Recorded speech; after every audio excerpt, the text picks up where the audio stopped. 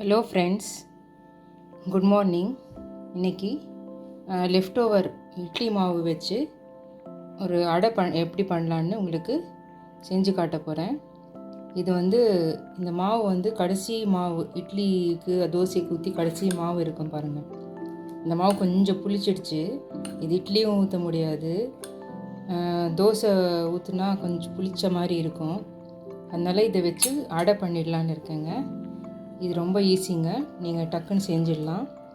இதுக்கு நான் கடலைப்பருப்பு அரை அலாக்கும், பச்சைப்பருப்பு ஒரு அரை அலாக்கும், அரை அலாக்கு விட கொஞ்சம் கம்மி இருக்கும் பச்சைப்பருப்பு, ரெண்டும் ஒரு மணி நேரம் நல்லா ஊற வச்சுட்டேங்க.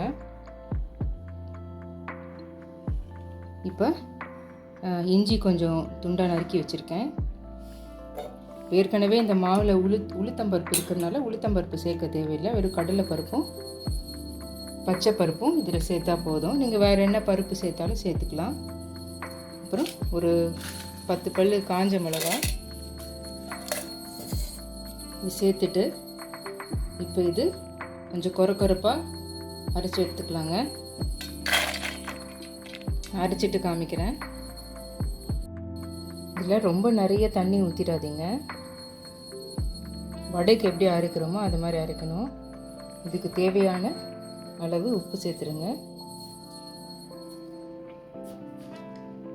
அரைச்சிட்டு உங்களுக்கு காமிக்கிறேன். இப்போ பாருங்கள், நான் இதை அரைச்சிட்டேன். இல்லை, இந்த மாதிரி ரொம்ப ஃபைனாக இல்லாமல் இந்த மாதிரி அரைச்சிக்கணுங்க.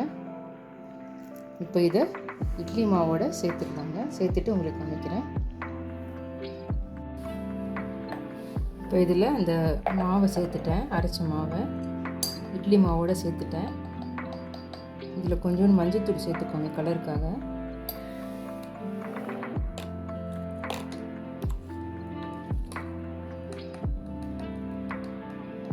அப்புறம் கொஞ்சோண்டு பெருங்காயம் சேர்த்துக்கோங்க. சேர்த்துட்டு இதெல்லாம் நல்லா சேர்த்து மிக்ஸ் பண்ணிவிடுங்க.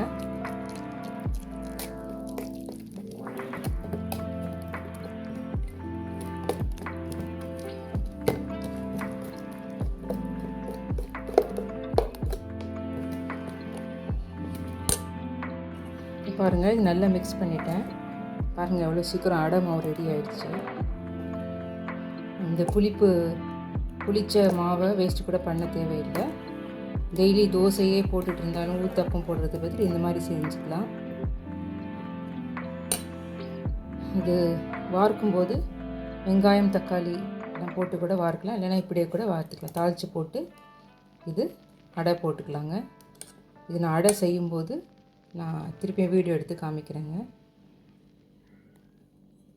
இது கடுகு, உளுத்தம்பருப்பு, கடலைப்பருப்பு எல்லாம் போட்டு தாளிச்சிட்டு அதுக்கப்புறம் இதை அடை நம்ம கடாயில் போட்டு எடுக்கலாங்க. பண்ணும்போது உங்களுக்கு காமிக்கிறேன். பாருங்கள், இந்த அடைக்கு தாளித்து போட்டிடலாம். எண்ணெய் ஊற்றி வச்சுருக்கேங்க. இந்த இதில்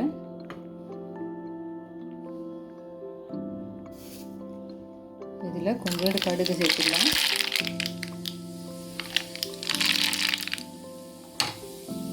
அப்புறம் இந்த உளுத்தம்பருப்பு, கடலைப்பருப்பு சேர்க்கலாங்க. எங்கள் வீட்டில் பிடிக்காது யாருக்கும் கடலைப்பருப்பு, அதனால் சேர்க்கலை.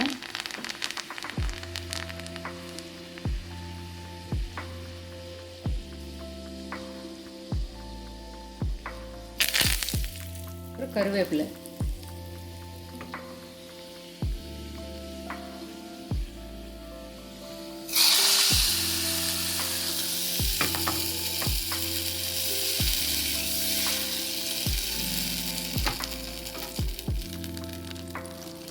நல்லா இது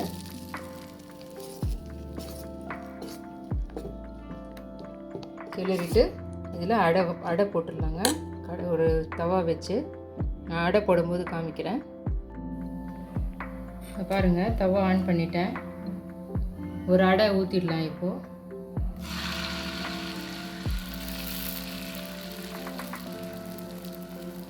இதுக்கு மேலே நீங்கள் வெங்காயம் தக்காளி கூட போடலாம், நான் போடலை.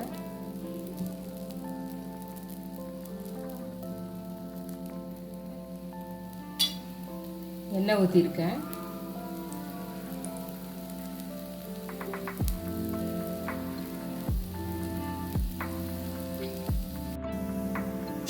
இப்போ திருப்பிடலாங்க.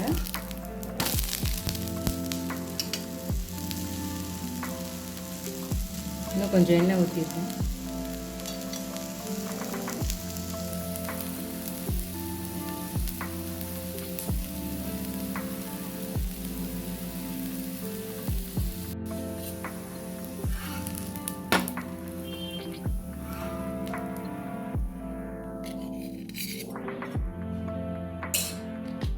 பாருங்கள், டேஸ்டியான அடை ரெடி ஆயிடுச்சு. மீதி உள்ள மாவு வச்சு வேஸ்ட் பண்ணாமல் இந்த மாதிரி அடை போட்டுடலாங்க. ரொம்ப டேஸ்ட்டாக இருக்கும். அடை எப்படி இருக்கோ அதே மாதிரி தான் இருக்கும். அதே பொருள் தான் சேர்த்துருக்கோம். என்னென்னா மாவு, இட்லி மாவு மீதி இருக்கிறதுல இதில் கலந்து சேர்ந்துருக்கும். அதனால தான் உங்களுக்கு இது இன்னும் ஈஸியான வெர்ஷனாக இருக்கும். இந்த மாதிரி நீங்களும் செஞ்சு பாருங்கள். இந்த வீடியோ பிடிச்சிருந்தால் லைக் பண்ணுங்கள், ஷேர் பண்ணுங்கள், மறக்காமல் கமெண்ட் பண்ணுங்கள். Thank you.